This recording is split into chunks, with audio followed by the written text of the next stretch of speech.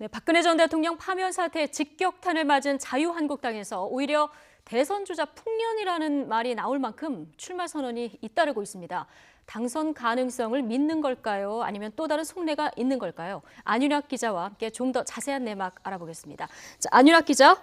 네, 국회에 나와 있습니다. 예, 일단 너무 많아서요. 지금까지 누가 공식 출마 선언을 했고 또 앞으로 누가 선언을 하게 될지 이 정리부터 좀 해볼까요? 네, 바로 어제였죠. 강성 친박계로 분류되는 김진태 의원과 현 경북도지사인 김관용 지사가 대선 출사표를 던지면서 현재까지 대선 출마를 공식 선언한 예비주자만 9명에 달합니다. 공식 출마한 사람만 9명이라는 거죠? 네, 공식 선언만 한 주자만 9명에 달합니다. 예. 예, 그래픽 보시겠습니다. 가나다 순으로 살펴보겠습니다. 어제 출마를 선언했죠. 김관용 경북도지사의 김진 상임고문, 김진태 의원, 박판석 전 당 부대변인, 신용환 전 대통령 직속 청년위원장, 안상수 의원, 원유철 의원, 이인재 전 최고위원, 그리고 조경태 의원입니다. 여기에 홍준표 경남도지사가 조만간 출마 선언을 하겠다고 예고했고 김문수 전 경기도지사도 출마 선언이 임박한 것으로 전해졌습니다. 대선 출마의 적절성 논란을 떠나 어찌됐든 황교안 대통령 권한대행도 꾸준히 물망에 오르고 있습니다. 예. 규모로만 놓고 보면 현재 원내 교섭단체를 이룬 4당 가운데 최대 다수의 후보군을 확보한 셈입니다. 임명진 비상대책위원장이 지난 2월부터 예고했던 다산체제, 많은 후보군의 체제가 이루어진 셈입니다. 예, 앞으로 예정된 사람까지 하면 지금 10명이 넘는 그런 상황인데요. 사실 이번 박근혜 전 대통령 파면 사태 가장 책임이 큰 게 자유한국당 아니겠습니까? 그래서 일각에서는 뭐 대선 후보를 낼 자격이 없는 거 아니냐 이런 지적도 나오는데요.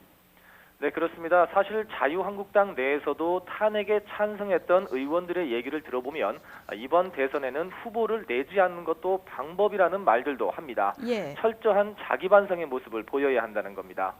공직선거법을 위반한 김종태 전 의원의 낙마로 이번에 대선과 함께 재선거가 치러질 것으로 예상되는 지역이죠.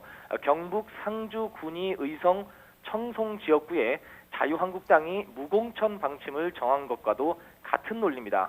하지만 대선의 경우는 조금 다르다고 할 수 있습니다. 후보 자체를 내지 않는 것은 정권 창출을 목표로 하는 공당의 입장에서는 그 정치적 부담이 적지가 않습니다. 그래서 임명진 비대위원장도 다산 체제를 강조하며 대선 출마를 적극적으로 독려했던 겁니다. 네. 하지만 자유한국당 주자들 지지율 보면은 다른 야권의 절반에도 지금 못 미치는 게 현실 아니겠습니까? 거기다가 후보 등록하려면 비용도 만만치 않을 테고요.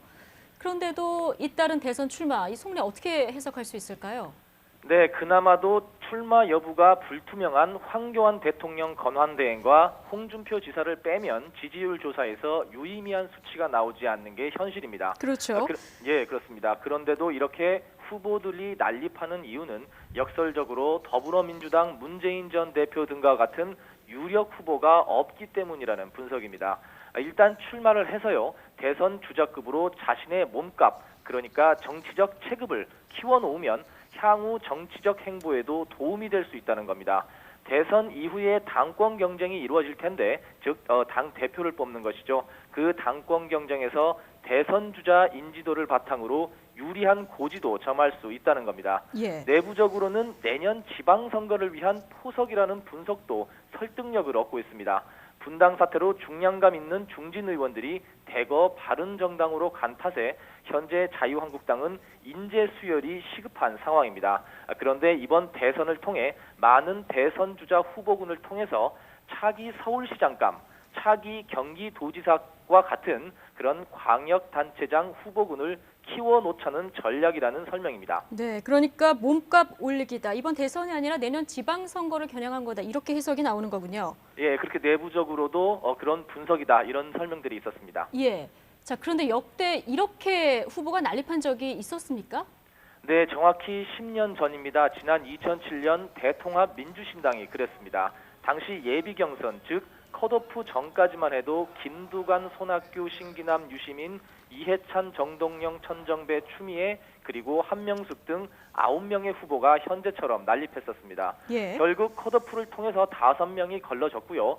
본경선을 거치며 아시다시피 정동영 의원으로 최종 후보가 가려지긴 했지만 아시다시피 이명박 전 대통령에게 500만 표 이상의 차이로 패배했습니다. 10년 뒤에 현 자유한국당도 대선 출마가 줄을 잇고 있는데요. 역사가 반복될지 아니면 반전이 일어날지 그 결과에 새삼 관심이 쏠리고 있습니다. 예. 물론 후보 난립에 따른 부작용도 적지가 않습니다. 후보들이 난립하다 보니 후보 검증과 정책 개발은 뒷전으로 밀리고 정책과 공약 선거가 실종되다 보니 유권자들의 혼란만 가중될 것이란 우려입니다. 또 여론조사 지지율이 높은 후보는 사실상 예비 경선을 거치지 않도록 한 특례 조항 때문에 경선 초반부터 당내 반발이 일어나는 등 잡음도 끊이지 않고 있습니다. 네. 어쨌든 뭐 자유한국당 경선이 조금 다른 의미에서 관심을 받고 있는 거는 뭐 사실인 것 같습니다. 자, 앞으로 자유한국당 일정과 전망 끝으로 좀 정리를 해볼까요? 네, 일단 내일 예비 주자들의 합동 연설회가 있습니다. 예. 올해인 17일에는 여론조사만으로 예비 경선이 치러지고요. 결과는 토요일인 18일에 발표됩니다. 이 예비 경선을 통해 3명이 추려지는데요. 네. 하지만 홍준표 지사와 이인재 전 최고위원이 당내 경선 룰에 반발해 곧장 본 경선으로 직행하겠다며 특례 조항을 이용해 예비 경선을 거부했죠.